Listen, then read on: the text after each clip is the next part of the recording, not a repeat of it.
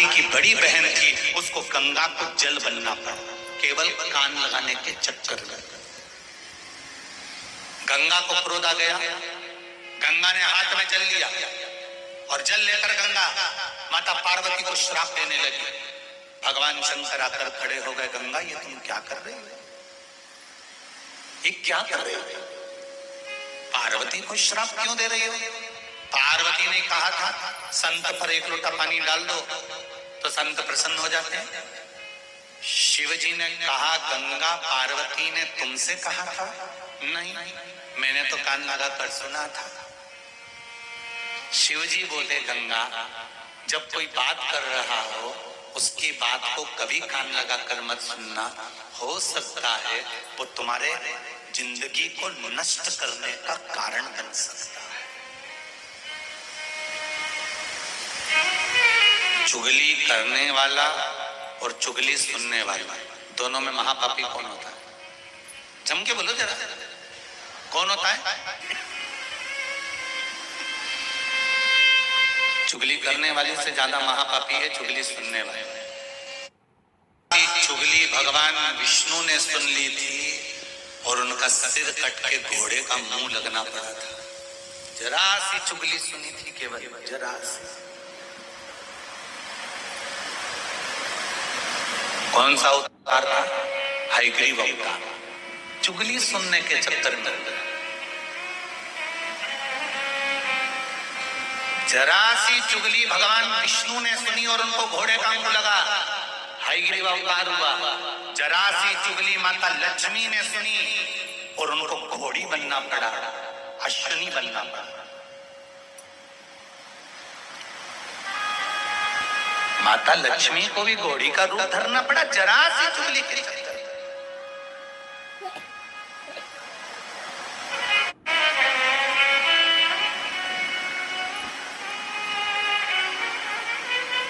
भगवान विष्णु ने जरा सी चुगली सुनी तो उनका सिर कटा और घोड़े का मुख लग गया। माता लक्ष्मी ने जरा सी चुगली सुनी और उनको घोड़ी का रूप लेना पड़ा और घोड़ी का रूप लेकर पूरी मृत्यु लोक में भ्रमण करना पड़ा। वो तो लक्ष्मी जी की बुद्धि अच्छी थी तो माता लक्ष्मी जी ने भगवान शंकर की आराधना उस घोड़ी के रूप में भी शिव की आराधना कर ली। शंकर के मंदिर जाती थी, शिव के दरवाजे पर जाकर खड़ी हो जाती थी, शंकर की चौखट पर जाकर खड़ी हो जाती थी। शंकर की कृपा हो गई। पूछ लिया लक्ष्मी तुम और घोड़ी के रूप में, अश्विनी के रूप में? लक्ष्मी क्यों? गलती हो गई नाथ, गलती हो गई। चिंता मत करो, घोड़ी का रूप रखने के बाद भी लक्ष्मी तुम मेरे मंदिर के द्वार पर खड़ी हो, मेरे दरवाजे पर खड़ी हो। तुमने मेरा दरवाजा ढूंढा है, मैं तुम्हें वापिस बैकुंठ के दरवाजे छोड़ूंगा। पर एक बात कहूं लक्ष्मी, मृत्यु लोक में आई हो ना तो एक बार जन कल्याण के लिए तुम्हारे पुत्र की जरूरत है। लक्ष्मी ने कहा मेरा पुत्र? हाँ।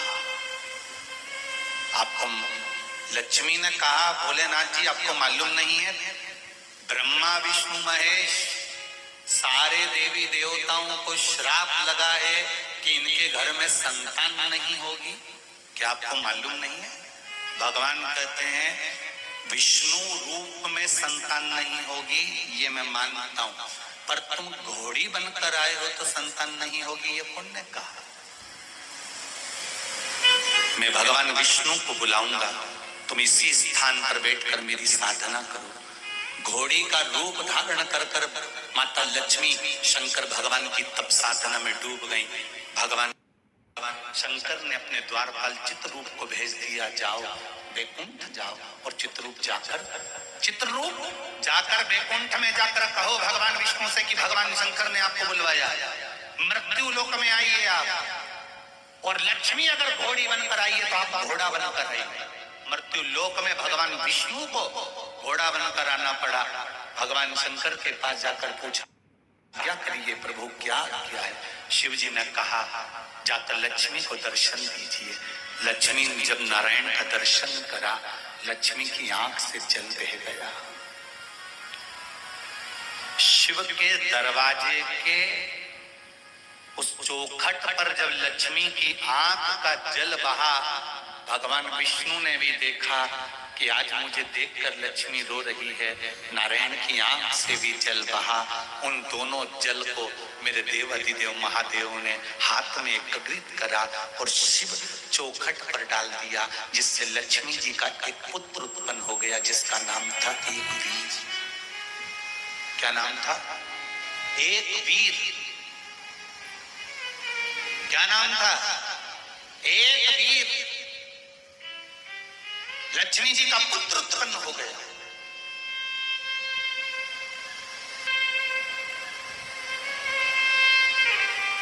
लक्ष्मी जी ने शिव जी से कहा, मुझे मेरा पति मिल गया है, भटक लिया मैं बहुत, मैं वैकुंठ जाना चाहती हूँ।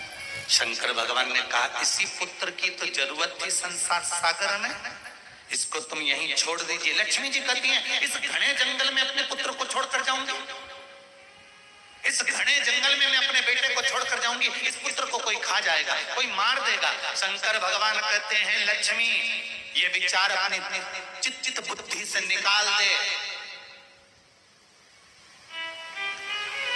जब किसी के यहाँ जवान की जवान मौत हो जाती है, छोटे छोटे बच्चे घर में रह जाते हैं लक्ष्मी, तो पूरे घर के लोग सोचते हैं क्या होगा विचारों का, क्या होगा विचारों का, क्या होगा विचारों का। शंकर भगवान कहते हैं, प्राण देने वाला मैं हूं तो प्राण लेने वाला मैं हूं। जन्म मैंने दिया है माता के गर्भ में, भेजा अगर मैंने है तो माँ के स्तनों में भी दूध मैंने दिया है, और मरेगा तो भी चिंता मत करना, अंतिम सांस तक चिता की अग्नि भी मैं दूंगा। टेंशन काहे का? अगर पिता छोड़कर चले गया किसी बच्चे को, माँ छोड़कर चली गई किसी बच्चे को, कोई बच्चा अगर अनाथ हो गया, कोई बच्चे का कोई नहीं है, शंकर कहते हैं, दुनिया के लोग कहते हैं कि इसका कोई नहीं है। शिव कहते हैं, रुद्राष्टाध्यायी में आता है, नारायण चम ब्रह्म इंद्र चम, हर जगह पर वायु, आकाश, पाताल, जमीन, जल, थल, वायु सब में हूं। तो फिर क्या सोचना? लक्ष्मी, दुनिया के लोग परिवार वाले सोचते हैं अकेला रह गया, इसका क्या होगा, इसका क्या होगा, इसका क्या होगा। चिंता नहीं लक्ष्मी, जन्म मैंने दिया है, कितनी विद्या, कैसा स्वरूप, कितना धन, कितनी दौलत, कितनी संपदा, कब किसको कहां देना है, ये मुझे मालूम है। आप में भी कई लोग ऐसे बैठे होंगे जिनके पिताजी ने खूब मेहनत करी होगी, एक छोटा सा काम करा होगा, एक छोटी सी व्यवस्था जुटाई होगी, पिताजी ने करते करते करते करते उसको आगे बढ़ाया होगा, दादाजी ने बढ़ाया होगा, बेटा आया होगा, उसके भाग्य का काम चालू हुआ होगा, फिर उसने कुछ करा होगा। ये लक्ष्मी, सुनो, मैं एक संवाद तुमको सुनाता हूं। एक सेठी के एक नौकर काम करता था।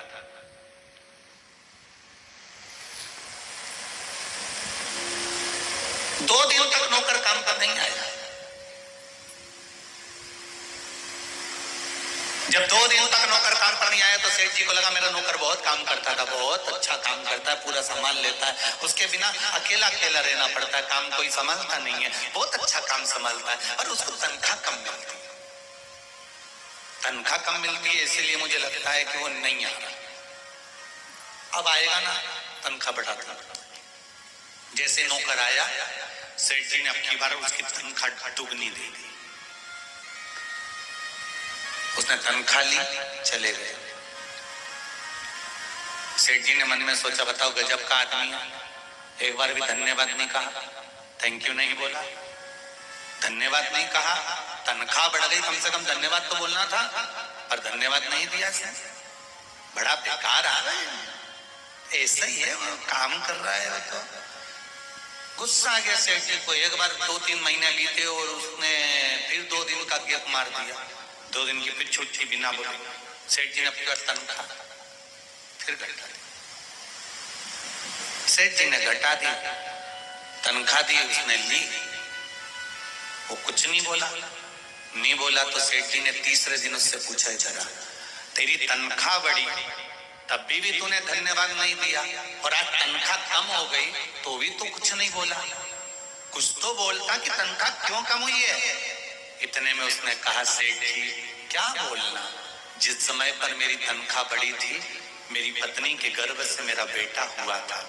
भोलेनाथ जी ने मेरी तनख्वाह इसलिए बढ़ा दी होगी, बेटा आ गया था ना, तो उसके भाग्य का धन मुझे अपने आप देना चालू कर दिया था। बेटा आ गया था तो उसके भाग्य का धन मुझे देना चालू कर दिया था। तो अब मैंने तनख्वाह कम कर दी, तब भी तो तू कुछ नहीं बोला। तो उसमें सेठ जी क्या सोचना, मेरी माँ मेरे साथ रहती थी, मेरी माता का प्राण छूट गए, वो मर गई, तो उसके हिस्से की वो ले गई, उसके हिस्से की तनख्वाह वो लेकर चली गई।